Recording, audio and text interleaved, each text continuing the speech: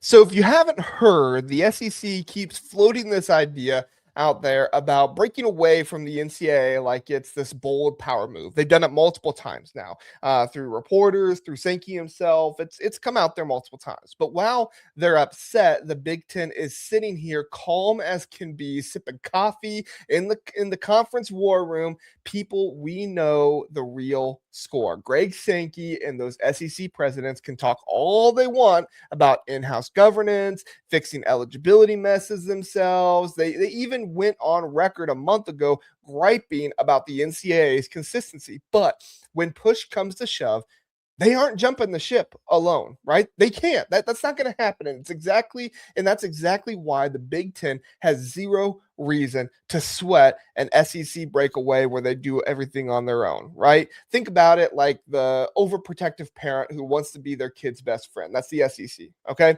You know the type, the one who blames the teacher, blames the coach, blames the referee, blames the school. They blame anybody but them, anyone but themselves when Johnny acts up. It's not my kid's fault. The system's broken, yada, yada, yada. And it might be valid. The system's broken, okay? It's not always that.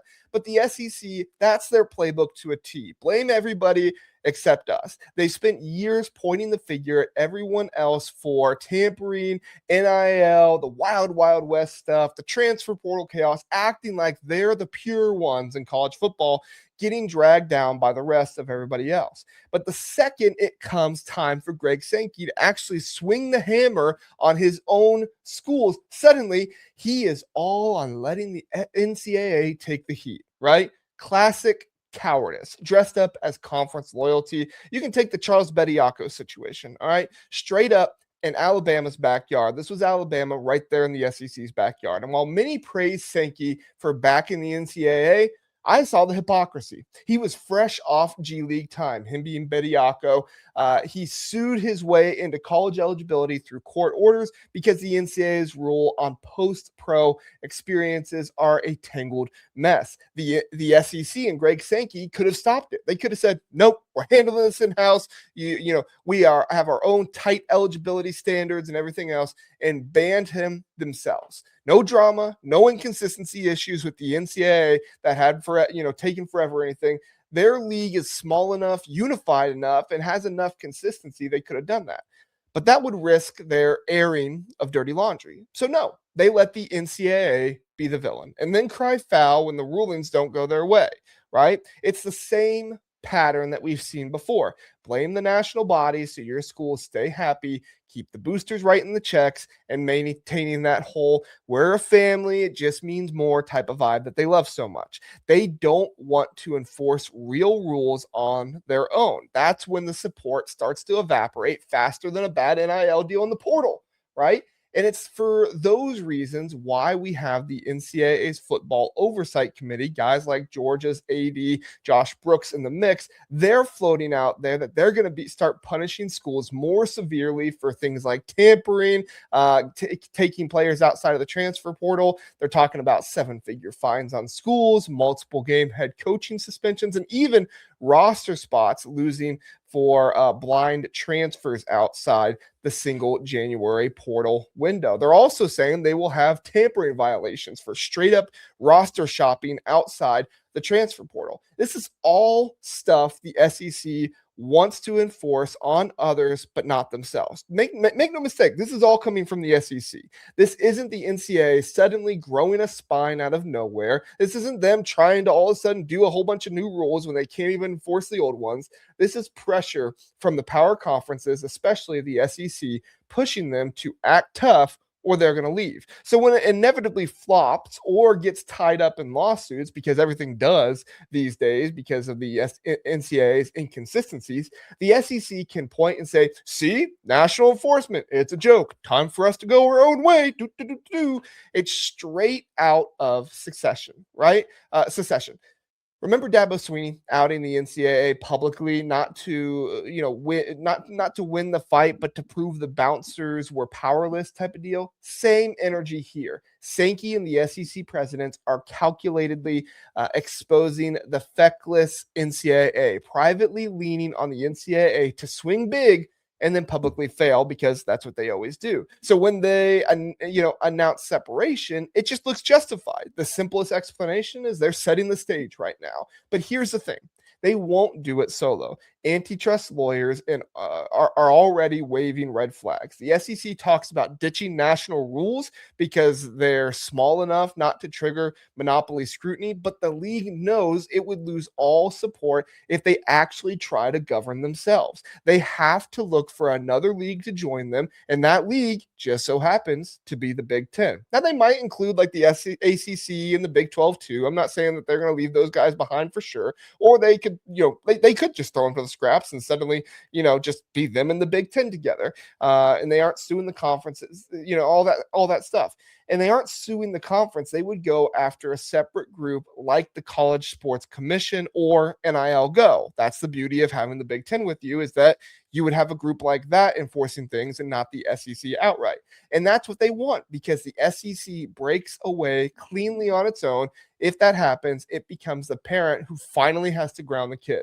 No more blaming the NCAA, no more blaming anybody else. They'd have to hand out 7-figure fines themselves, suspend their own coaches, police their own eligibility, and boom, their unity would crack and crumble. Schools start suing their own conference, and if any one SEC school starts suing the league, it's game over. Just like the individual programs challenge the NCAA now, the former commissioner, Slive, in his era, thrived because everything stayed behind closed doors. The fist fights that honestly were kind of rumored about going on in the AD meetings a little bit, they were kept private. Sankey knows that. If there were public